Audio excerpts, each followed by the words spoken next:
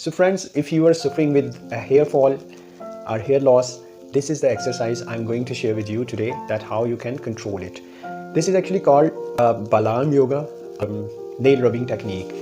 अब ट्रेडिशंस इसके बारे में ये कहते हैं कि और अभी साइंटिफिकली ये प्रूव भी हो रहा है और इसके ऊपर काम भी हो रहा है कि एक्चुअली हमारे जितने भी नर्व्स हैं वो यहाँ पे आके एंडिंग नर्व्स होते हैं। रिफ्लेक्सोलॉजी के हवाले से अगर हम लोग बात करें, सो जो ही हम इनको रब करते हैं तो हमारे जो हेयर फॉलिकल्स हैं यहाँ पे ये कनेक्ट होते हैं हमारे एंडिंग नर्व्स के साथ। तो जब इनको हम लोग स्टिमुलेट करते हैं तो इस स्टिमुलेशन की वजह से हमारी जो ब्लड की सर्कुलेशन है वो पूरी तरीके से वहाँ तक पहुँचती है। तो हमारे जो हेयर फॉलिकल्स हैं ये इससे काफ़ी इनको मदद मिलती है, क्योंकि ब्लड का जो फ्लो है वो वहाँ तक पहुँचता है। या 5 से 10 मिनट और स्पेशली कोशिश करें कि अर्ली मॉर्निंग में या लेट इवनिंग में इसको करें, और अगर खाली स्टमक के साथ करें तो और ज़्यादा बेहतर होगा।